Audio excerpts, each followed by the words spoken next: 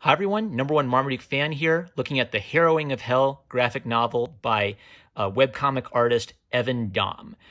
How to approach this one. So this is a graphic novel about Jesus Christ's descent into hell. The descent into hell in the canonical Bible uh, only has like very brief incidental references. We never get like a detailed description about what that was, which has led to quite a lot of controversy in Christianity over what that could refer to. After the Bible, there are also, apocryphal books and traditional and oral tradition accounts with more juicy details about what that might have looked like. However, to me, it's striking that in the oldest books, God chose not to give us too many details about that. And even Dom actually mentions his two primary sources are the apocryphal Gospel of Nicodemus and the Gospel of Mark. And what's different about the Gospel of Mark is that's one of the canonical Gospels, and that's one of the oldest books of any of the books in the Bible, except for the epistles, I would assume. As I was reading it, I would really like to ask even Dom the question, do you believe that Jesus is the Son of God? So I have to give you what my impression is based only on reading this work and not knowing Evan. My assumption would be the answer to that question would be no, I don't believe that Jesus Christ is the Son of God. I'm mostly interested in Jesus as this fascinating historical figure as presented in these ancient texts. So, there's all this cool stuff about him. Oh, he's so interesting and mysterious and cool. But the reason I don't think even Dom would say, I believe that Jesus Christ is the Son of God, is at several points in the narrative, Jesus is asked, who are you? Are you the Son of God? Are you the Son of David? Are you the Messiah? And at every instance, he doesn't answer, or he evades the question, or kind of like, leaves that blank or leaves it open to interpretation. What this almost reminds me of is something like The Life of Brian, where the joke of The Life of Brian is it's some guy running around ancient Jerusalem, and everybody's calling him the Messiah, and he's desperately trying to tell everyone he's not the Messiah. In the original version of The Life of Brian, Brian was going to be Jesus, and the joke would be Jesus is trying to desperately tell everyone he's not God, and they all just instantly believe he is God. Monty Python got cold feet at the last second and decided they would change it up and make it Jesus's next door neighbor. So Evan Dom isn't doing something like that on the nose or that direct. He's neither coming out and saying, I think that Jesus was not the Son of God, but by leaving it an open question. Basically, I think he's missing a central point, in part because I think Evan Dom is influenced by what's called the Jesus Seminar and the historical critical view of Jesus as presented at the Jesus Seminar, John Dominic Crossan, and Bart Ehrman. As I was reading it, there were several points where I said, "Oh, I bet Evans read Bart Ehrman," and I get to the end, oh yeah, he mentions Bart Ehrman as an inspiration. So I called it. All right. So let me sum up a giant, complex academic debate about Jesus for you in my YouTube video review of a graphic novel about the descent into hell. So the historical Jesus Seminar was essentially a non-believing, non-orthodox work of scholarship where they were trying to identify the historical Jesus. And their idea is that the Orthodox Christian faith basically muddled the historical record, and if we could just get rid of all that, we could get back to this historical character of Jesus who would probably not be God. Maybe the divinity would just be purely a metaphorical thing. Maybe he was a made-up figure entirely. Who knows? Who knows who could be? So I don't respect that school of thought that much, and I'll tell you why. It's because a lot of them are. It's not that I'm an anti-intellectual. A lot of them are very intellectual, bright, and erudite people, but a lot of them will also say things that are obviously not true, and it kind of drives me nuts because it's one of my favorite examples. Is how is it that the smartest people in the world can come up with these theories and miss things that your little old Christian grandma knows from her Bible study? And I'll point out a couple of examples of these. So basically, maybe the problem of recommending this is I actually could recommend it because it's a really profound, beautifully illustrated, and thoughtful as a work of art. But it's a really profound, beautiful, and thoughtful work of art that is heavily influenced by a non-believing perspective on Jesus. Therefore, I can't. I'm not going to burn it, right? But I do not agree with the message it's using this beautiful art to communicate, and we'll talk a bit more about that as I flip through it. Also, one of kind of like my first little hints are lines like this. So they're praising the book, and this is a story about Jesus before he was the God of the wealthy and powerful, before he was recast as the warrior worshipers preferred. So that's this kind of statement where parenthetically hidden in that is, doesn't it stink that all of these people who believe in Jesus just don't get it? Jesus would have hated you guys, and he would have loved hanging out with me. Are you so sure? Like, who's even in mind here? You know, someone's in mind here. But anyway, whenever I see kind of like this kind of back and forth on Jesus, I always want to ask, hey writer, do you believe that Jesus is God? That's so cool. I believe that Jesus is God. And the second thing is, left and right, aren't we all kind of privileged and wealthy? You know, if we're born in America, aren't we sort of automatically more rich than the richest people who were alive in Jesus's time? So that was kind of like my first little, okay, I wonder what's up with this. So I was actually kind of going in really worried that I was just going to get hit over the head with some like bad propaganda, but I do believe that Evan Dom sincerely wants to say something profound about the character of Jesus Christ, even if he's coming at it from an unbelieving perspective. So, you know, throughout, Evan takes scenes from the Gospel of Mark, but he reworks them. None of them play out like they do in the Gospel of Mark. Some of them allude to other scenes elsewhere, and then maybe like take a phrase over here and put it into this scene over here. So a good example is Pilate says to Jesus, "They have no king but Caesar." I'm pretty sure the real line is the Jewish authorities saying to Pilate, "We have no king but Caesar." But Evan takes that line and gives it to Pilate. What was sort of strange about this to me is Evan is using Jesus to talk about a real political problem of the kingdom of God versus the kingdom of the Roman Empire. And it's like I'm really close to saying, yep, I'm right with you. I'm tracking with you.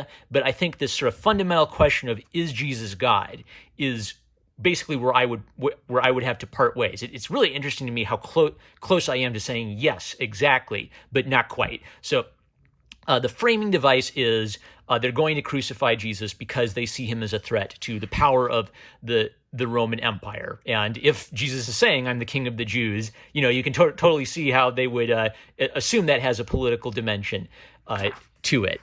Leaping ahead. So I marked this because this is where I took one look at this. So Jesus on the cross, and he says, "Why? Why have you abandoned me?" And I looked at that and I said, I bet this is a reference to Bart Ehrman, because Bart Ehrman talks about this moment in his sort of college lectures on Jesus. So Bart will point to this and say, this is proof that in the Gospel of Mark, Jesus dies alone on a cross, abandoned, crying out desperately to God, "Why have you forsaken me?" And this is a great example of a really astute, brilliant, big brain academic missing something that, you know, if a dummy like me knows this, how come Bart Ehrman doesn't know this? This is an allusion to the Old Testament. It is the opening of a psalm. And so imagine if you said, "Amazing grace, how sweet the sound that saved a wretch like me," right? Or if you quoted like the first line of "A mighty fortress is our God," anyone who's sung the hymn fills in the rest of it. So what's interesting is Ehrman is using this to say, in the Gospel of Mark, Jesus isn't presented as God. He doesn't know what's happening to him.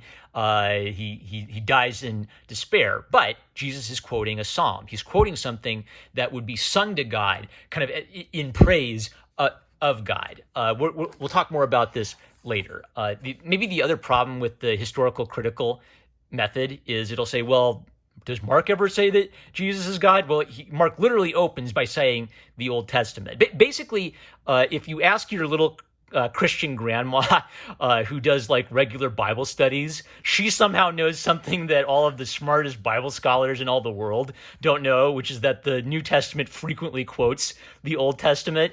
And if you follow up on the quotes, every time the New Testament quotes the Old Testament, go back and read the whole chapter of the Old Testament. Wait a second. Why is Mark quoting all of these Bible prophecies about God appearing in Israel? What? It's almost like Mark thinks that Jesus is God. But anyway, so that's my annoying tangents about the historical Jesus method aside. So Jesus awakens in hell, and because this is drawing from the apocryphal works, the hell in the apocryphal works is a lot more like what pops into your head when you think of hell based on seeing it depicted in cartoons. I'm going to link, I can't do another tangent, so I'm going to link you guys to a really interesting discussion in the comments that has shaped my view on what the descent into hell is referring to. The TLDR version is the King James Bible translates two different words into the English word hell, and I actually think that those are the two different words, Gehenna and Hades, are two different concepts, and so when they both get translated as hell, that makes people equate them and assume they're the same thing. But if you understand they're two different concepts, I actually think that resolves some of the potential issues of it. So there's a great discussion between Dr. James White, who's a Reformed Protestant scholar, and Stephen Anderson, kind of a firebrand King James onlyist, where they go back and forth on this topic. And I'll link you to that because that's like if you're interested in that nerdy stuff, that would be like a really neat conversation for you. But anyway, so this is Jesus entering into, the fire and brimstone, pit of punishment idea of hell. So I would actually kind of disagree that this is what happened, but I'm going along with it for the sake of the story. There's a lot of flashbacks and forth between hell and Jesus' ministry on earth, and the recurring element of Jesus' ministry on earth is that none of his disciples can pin him down. No Thomas, he isn't much like anybody. They can't quite get a straight answer out of him. This is another example of something where I can see what inspired this in Mark.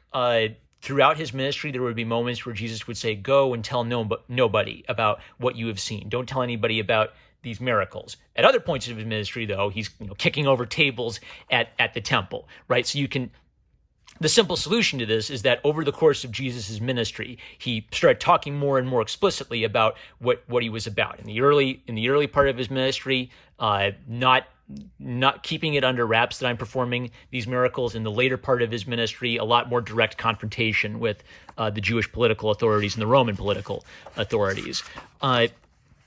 Where I think Evan's non-believing perspective becomes more obvious is as he descends, the devils say things like to him like, we know who you are the king, make straight the paths of the Lord. So they're quoting the Bible at him, but you can tell it's a mocking sort of quoting the Bible at him. At one point, Jesus comes face to face with Satan himself, and what Satan tells him is, your followers, your disciples, do not understand who you are. Already they're starting to think of you as a king coming in judgment. So the theme that Evan is making is Jesus meek and mild, the suffering servant in contrast with Christ the king. And he's saying that Satan represents this idea of kingship, power, dominion, the fist crushing down. And Jesus' meekness represents a pacifist opposition to that. And here's where I think I would part ways with Evan. Evan sees Jesus the king as not the same as Jesus the suffering servant. And what I would believe is that what's remarkable about Jesus is that he is the king who came as the suffering servant and suffered and died on the cross, which is what makes it the ultimate act of humility. If you say Jesus isn't God, he isn't this idea of power and authority, then you can have a weak and pacifistic Jesus who dies, and his death symbolizes maybe some kind of alternative to the power of Rome, the mighty fist of the Roman Empire crushing down on your head.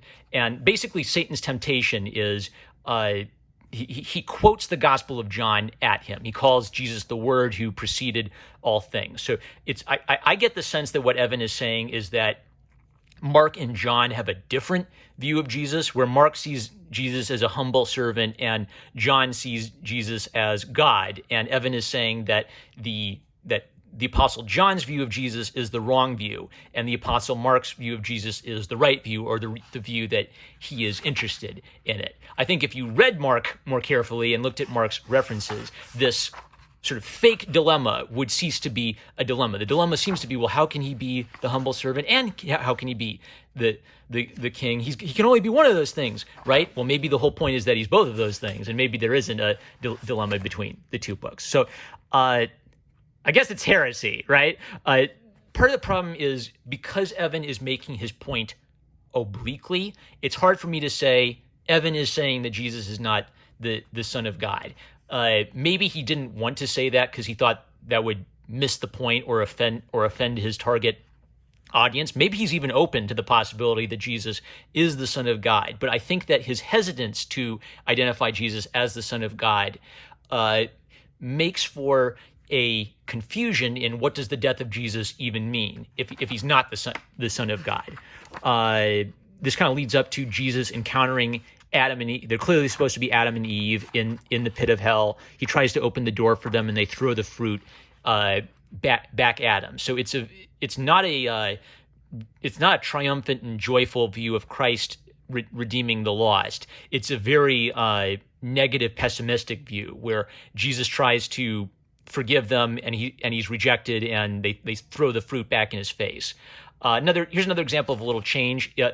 Evan does have Jesus resurrecting, comes out of the tomb, and he sees the woman, and they say, "Who are you?" And he says, "Be not afraid." And they ask again, "Who are you?" So this is supposed to sort of symbolically restate the point that the Christian church has misunderstood who Jesus is, because Evan is looking at this more through the perspective of radical Christianity. Again, this is not how it plays out in the Gospel of Mark. The women come to the temple. The angels say, "Be not afraid," and they don't even see Jesus at the temple. So he's right that the Gospel of Mark is this very striking, simple, because the Gospel of Mark is so short, it gives it this really striking, brief, to the point writing style. So the Gospel of Mark ends with the women realizing the tomb is empty, and they're afraid. Boom! You don't hear any other details after that. It's like a shocking surprise ending. His tomb is empty. Anyway. There's a longer ending to the Gospel of Mark that I'm persuaded is a later edition, not in the original text, but that's some more textual nerd stuff. So, in his closing comments, Evan talks about his influence from John Dominic Crossan and the Jesus Seminar and Bart Ehrman. He also talks about how he didn't want to portray a purely historical Jesus, nor answer what the mythic or Christian tradition is on Jesus. So basically my conclusion from reading this is Evan is purely interested in Jesus as a character, separate from the question of whether or not Jesus is God. However, when he goes to try to I got to go find some good books on Jesus to figure out who he is, he goes to secular non-believing sources, and that gives him his entire framework for how he approaches Jesus. And I feel like there's a big missing glaring hole where if you're not a believer and you want to approach Jesus, I would say you at least owe it to yourself and to your audience to take seriously what the Orthodox believing position is, even if you yourself don't hold to that. So I guess my conclusion is that The Harrowing of Hell is an absolutely fascinating, beautifully illustrated, and well-executed work of art that, because it's missing that Orthodox perspective, ends up not having much to say about Jesus other than just posing the question of, well, what if he wasn't that? What if people misunderstood his message? And I think this is a glaring empty hole in the radical reinterpretation of Jesus in 19th and 20th century scholarship. So I would recommend this to serious Christians who know their stuff and are ready to read a challenging work. Anyone who's not, if half of what I said flew over your head, you're probably not going to be ready to grapple with some of this stuff. And I would say you probably need to grapple more with apologetics issues and issues of secular criticisms of the Christian faith. I would also recommend the work of Michael J. Kruger. So I'll link to some good stuff for you guys to chew on in the comment section below. So even Dom, I appreciate your work of art. I don't think I agree with its central message, but you are in my prayers, good sir. And this is a really beautiful and well-executed work of art. With that, I'm #1 Marmaduke fan. I love you guys. Catch you later.